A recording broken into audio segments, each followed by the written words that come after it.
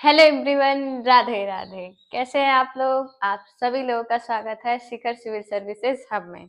तो आज हमारी है हिस्ट्री की छठी क्लास और इसमें हम इसके पहले वेदों के बारे में पढ़ रहे थे। आज भी हम उनके ही बारे में पढ़ेंगे, वैदिक काल के बारे में, क्योंकि उस दिन क्लास पूरी नहीं हुई थी। ठीक है, तो चलिए स्टार्ट करते हैं।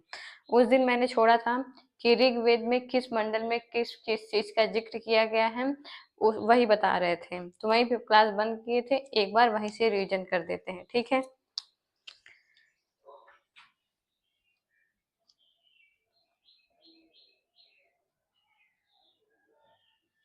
ऋग्वेद का मंडल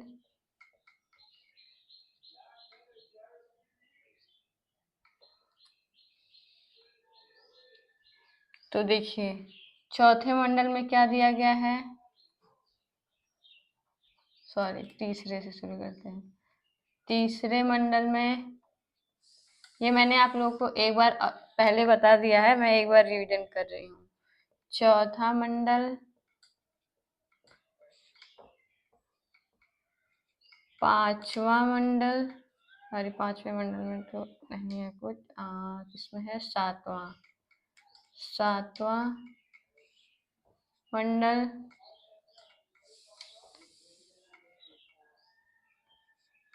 नौवां मंडल और 10वां मंडल। इसमें क्या क्या चीजें दी गई हैं, ठीक है, ये पूछ लेता है, तो इसे जानना जरूरी है बहुत। तो देखिए, तीसरे मंडल में क्या दिया है? तीसरे मंडल में है गायत्री मंत्र। गायत्री मंत्र किस देवता को समर्पित है? सूर्य देव को। किसने लिखा था? विश्वामित्र जी ने। किसने लिखा था? विश्वामित्र। समर्पित देव है सूर्य देव। सावित्री भी कह के आता है ऐसे। चौथा मंडल कृषि से संबंधित है। कृषि से संबंधित।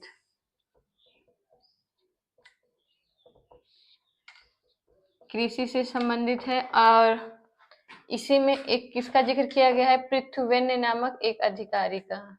पृथुवैन्य नामक पुरुष का उल्लेख है। नामक पुरुष का उल्लेख है। पृथुवैन्य नामक पुरुष का उल्लेख है जिसे पहला कृषि इंजीनियर माना गया है। पहला कृषि इंजीनियर माना गया इन्हें। इंजीनियर, ठीक है। सातवां मंडल, सातवें मंडल में क्या है? सातवें मंडल में दो चीजें, एक शिक्षा को समर्पित है, शिक्षा, और दूसरा 10 राज युद्ध। 10 राज युद्ध। 10 राज युद्ध, ठीक है। ये 10 राज युद्ध कहाँ हुआ था? तो परुसड़ी नदी के किनारे। परुसड़ी नदी के किनारे हुआ था। इसको क्या बोला जाता है वर्तमान में? तो रावी नदी बोला जाता है, ठीक है। किसके किसके बीच हुआ था? तो राजा राजा सुदास, राजा सुदास और अन्य कबीलों के बीच हुआ था। अन्य कबीलों के बीच हुआ था। विजय किसकी हुई थी? राजा सुदास की विजय हुई थी इसमें। राजा सुदास की विजय हुई थी, ठीक है। नौवां मंडल सोम को समर्पित है। सोम को समर्पित समर्पित है, ठीक है। इनको वनस्पति का देवता भी बोला जाता है। क्या बोला जाता है? वनस्पति का देवता।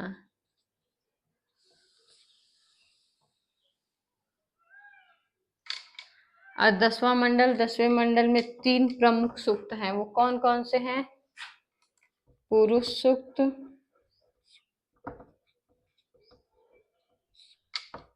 विवाह सूक्त और गंगा सूक्त। गंगा सूक्त, ठीक। और इसी पुरुष सूक्त में किसका जिक्र किया गया है? पहली बार वर्ण का जिक्र कहाँ मिला है? जिक्र कहाँ मिला है? तो पुरुष सूक्त में मिला है। ठीक है, ये आप लोग का रिवीजन हो गया। आप लोग एक बार देख लो इसे।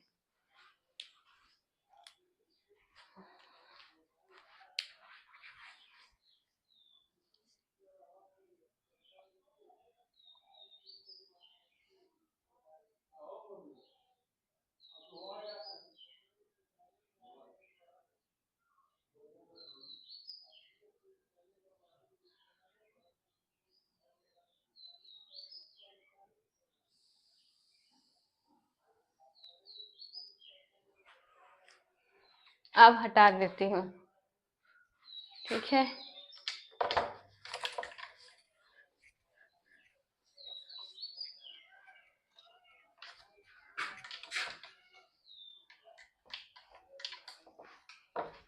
अब कौन सा वेद देखते हैं? दूसरा, यजुर्वेद।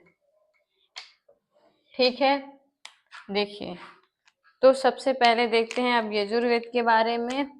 यहीं से क्लास हमारी स्टार्ट हो रही है। तो देखिए, इसमें सबसे पहला अध्याय कितने हैं? अध्याय, तो अध्याय है 40। मंत्र कितने हैं? 1990। ठीक, 1990 है। इसके पुरोहित को क्या कहा जाता है? पुरोहित। ये सारे क्वेश्चन प्री में पूछे जाने वाले। क्या कहा जाता है? अधर्यु। अधर्यु। ठीक है, इसको कितने भागों में बांटा गया है? तो देखिए, यजुर्वेद को 2 भागों में बांटा गया है। शुक्ल यजुर्वेद, यजुर्वेद और कृष्ण यजुर्वेद, कृष्ण यजुर्वेद। ठीक है, शुक्ल यजुर्वेद को और क्या बोला जाता है? तो इसे वाजपेयी संहिता बोला जाता है। वाजपेयी संहिता। शुक्ल यजुर्वेद को क्या बोला जाता है? वाजपेयी संहिता बोला जाता है। ठीक है, और ये पहला ऐसा वेद है जिसे गद्य और पद्य दोनों में लिखा गया है। एकमात्र वेद, एक मात्र वेद जिसे गद्य और पद्य, गद्य और पद्य दोनों में लिखा गया है। दोनों में लिखा गया है। आप इसे लिख लीजिए। अभी इसमें और है।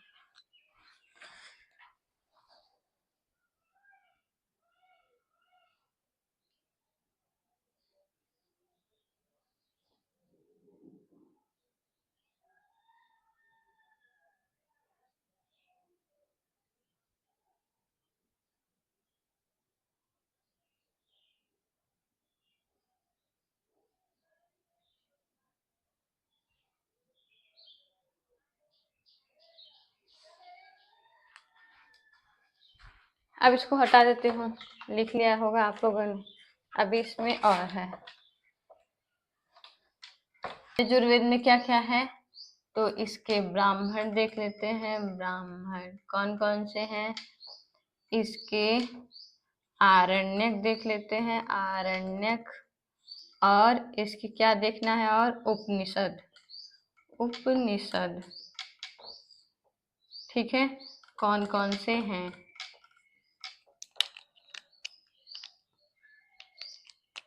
तो देखिए, ब्राह्मण कौन कौन से हैं? तो है शतपथ ब्राह्मण, शतपथ ब्राह्मण, मैत्रायणी, मैत्रायणी, और कौन सा है? मैत्रायणी के बाद शतपथ ब्राह्मण, मैत्रायणी ब्राह्मण और तैत्तिरीय ब्राह्मण, तैत्तिरीय ब्राह्मण। ठीक है, आरण्य कौन कौन से हैं? तो मैत्रायणी, मैत्रायणी और तैत्तिरीय, ये इसके आरण्यक हैं। तैत्तिरीय और इसके उपनिषद कौन कौन से हैं? तो सबसे प्रमुख उपनिषद है बृहदारण्यक।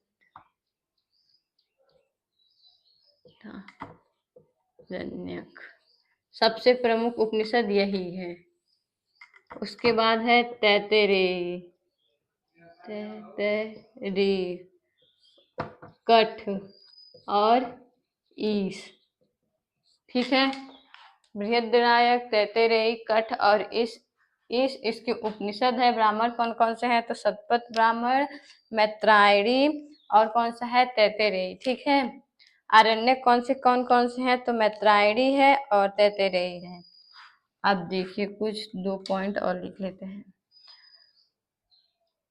इसमें 24 बैलों द्वारा 24 बैलों द्वारा हल चलाए जाने का उल्लेख है।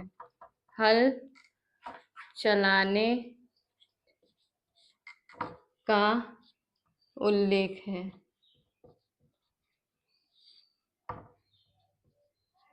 24 बैलों द्वारा हल चलाने का उल्लेख है। दूसरा, प्राचीन समय में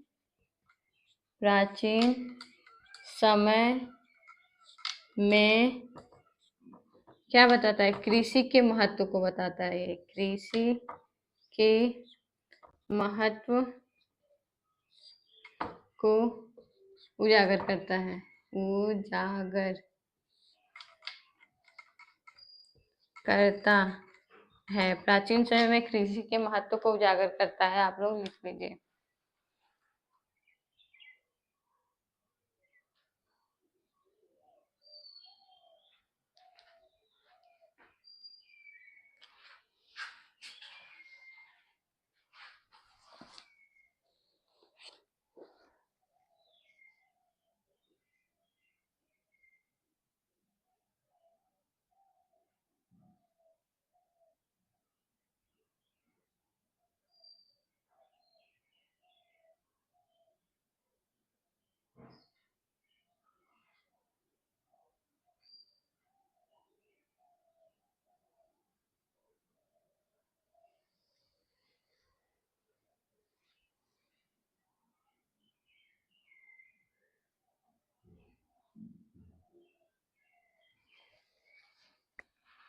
ठीक है, अब देख लेते हैं आगे।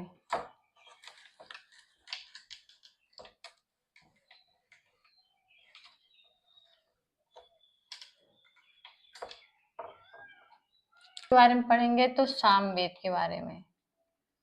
सामवेद, ठीक है, सामवेद के बारे में हम पढ़ेंगे। तो सामवेद में क्या क्या पढ़ना है? सबसे पहले मंत्र कितने हैं, भाग कितना है? तो देखिए मंत्र कितने हैं? 1549 मंत्र हैं। भाग कितना है? तो 3 है। कौन कौन से भाग हैं? कौथुम, राणायनी, कौथुम, राणायनी और जैमिनी, इसके भाग हैं। ठीक है, इसके पुरोहित को क्या कहा जाता है? पुरोहित को क्या कहा जाता है? उदाता, इसके पुरोहित को कहा जाता है। ठीक है, देखिए इसमें कोई भी मंडल नहीं है। कोई भी मंडल नहीं है। कोई भी मंडल नहीं है इसका। ठीक है, इतना लिख लीजिए आप लोग।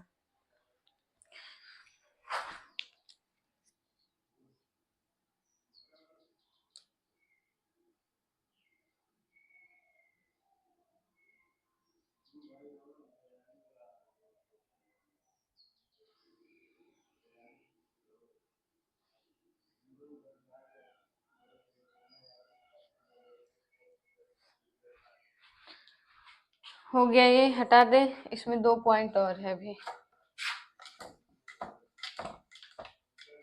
इसमें 2 पॉइंट ये है कि इसका उपनिषद और आरण्यक कौन है? उपनिषद और आरण्यक आरण्यक, उपनिषद और आरण्यक कौन है? तो उपनिषद कौन कौन सा है? छंदोगद्य, उसमें छंदोग्य, छंदोग्य उपनिषद और जैमिनी उपनिषद, जैमिनी उपनिषद, ठीक है। आरण्यक कौन है? छंदोग्य, छंदोग्य, जैमिनी और केन, ये तीनों इसके आरण्यक भी माने जाते हैं, ठीक है। इसे लिख लीजिए। अब एक और वेद बचा है, अथर्ववेद, तो ये कर लीजिए, फिर उसके पे चलते हैं।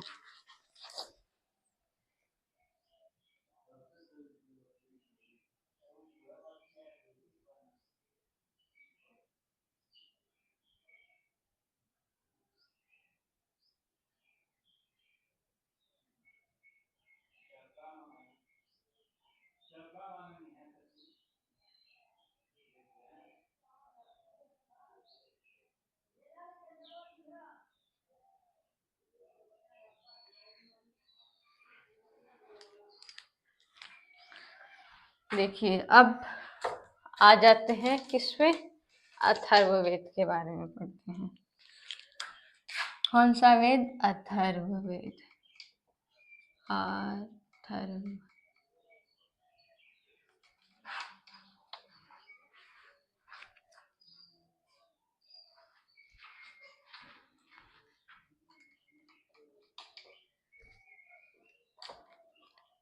अथर्ववेद। अब कौन सा वेद पढ़ते हैं? अथर्ववेद। तो देखिए, इसमें अध्याय कितने हैं? अध्याय कितने हैं? 20। सूक्त कितने हैं? सूक्त 731। मंत्र कितने हैं? मंत्र 6000, ठीक है। भाग कितने हैं? तो 2। भाग कितने हैं? 2। कौन कौन सा है? शौनक, शौनक और पिप्लाद, पिप्लाद, शौनक और पिप्लाद इसके भाग हैं, ठीक है। और क्या? आ, इसके पुरोहित को क्या कहा जाता है? पुरोहित, इसके पुरोहित को क्या कहा जाता है? तो ब्राह्मण कहा जाता है। ब्राह्मण, इसके पुरोहित को ब्राह्मण कहा जाता है। हाँ, और एक पॉइंट ये है कि इसका कोई भी आरण्यक नहीं है, इसका कोई भी आरण्यक नहीं है, इसका कोई भी आरण्यक नहीं है। लिख लीजिए आप लोग। अध्याय कितने हैं? 20। सूक्त कितने हैं? 731। मंत्रों की संख्या कितनी है? 6000 है। इसका कोई भी आरण्यक नहीं है।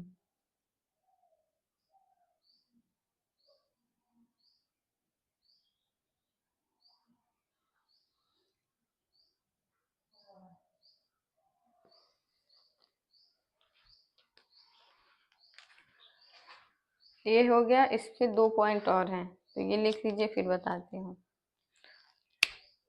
चाहे यहीं पे लिख दे क्या? यहीं पे लिख देते हैं। देखिए, इसके ब्राह्मण कौन कौन से हैं?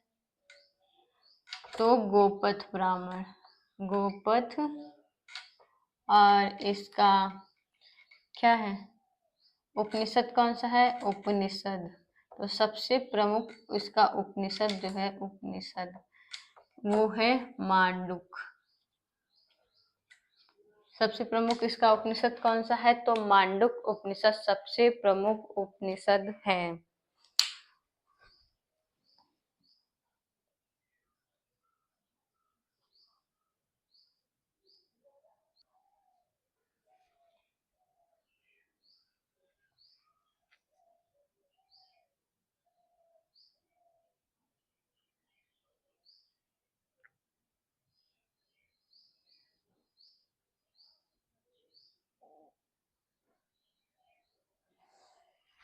ठीक है, ये हो गया।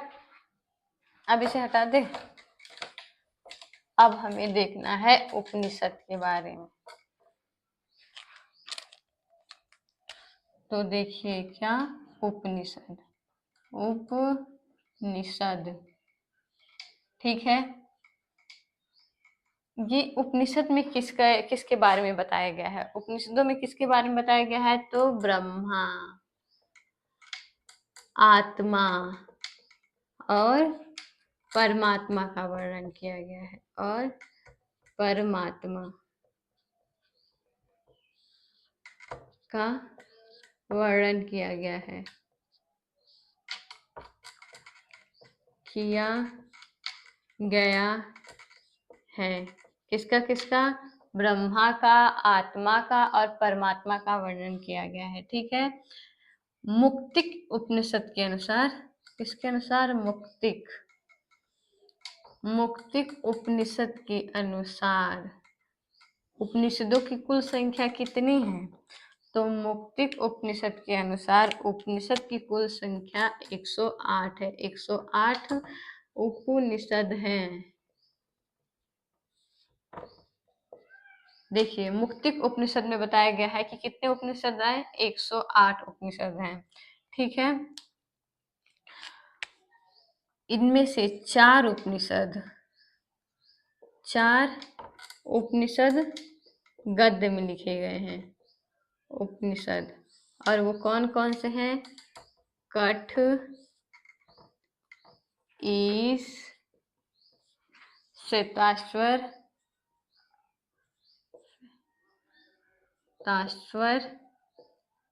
और कौन सा है? मैत्रायणी।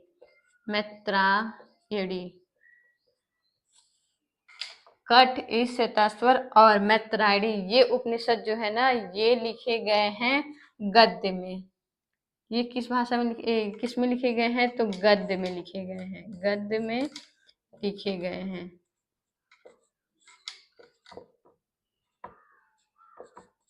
चार उपनिषद किस में लिखे गए हैं? गद्य में लिखे गए हैं, ठीक है। और 2 उपनिषद ऐसे हैं, कौन कौन से? प्रश्न उपनिषद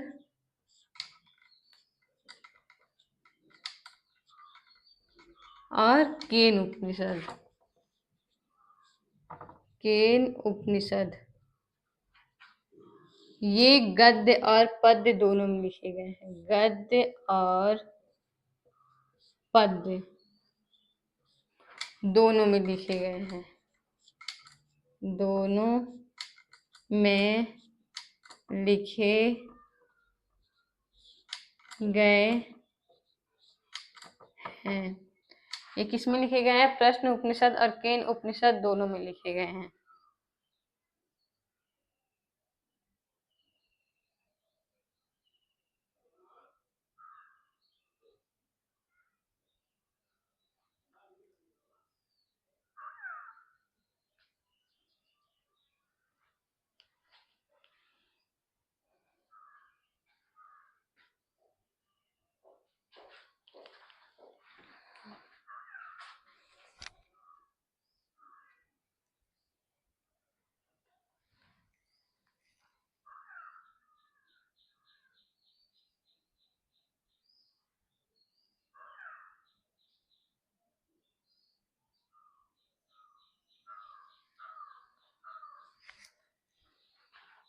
तो देखिए आज के लिए बस इतना ही रखते हैं, ठीक है।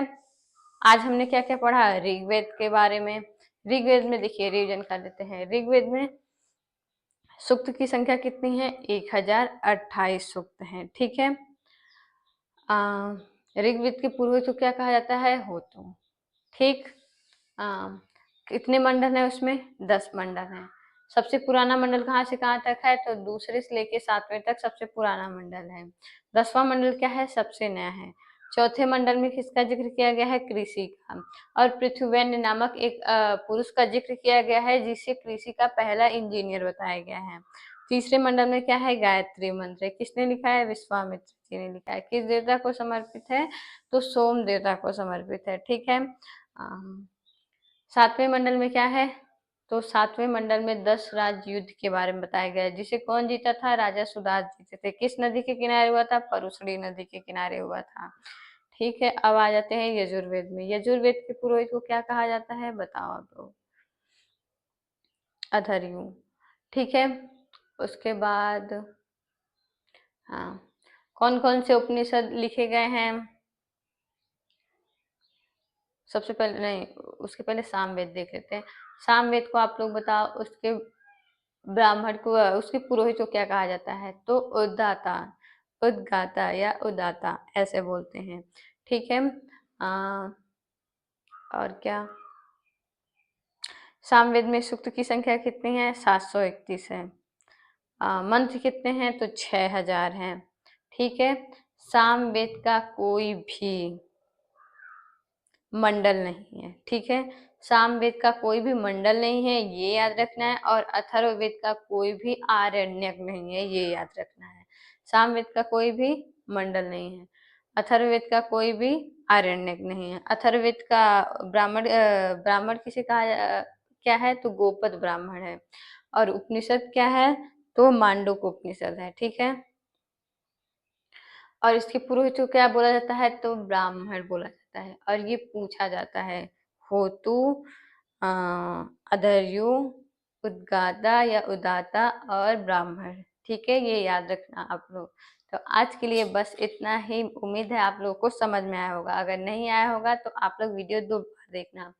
ठीक है, क्योंकि इससे क्वेश्चन जरूर ही पूछा जाता है। और कमेंट बॉक्स में कुछ भी गलत हो तो आप बता सकते हैं, मैं उसे सही कर दूंगी। ठीक है, आज के लिए बस इतना ही। राधे राधे।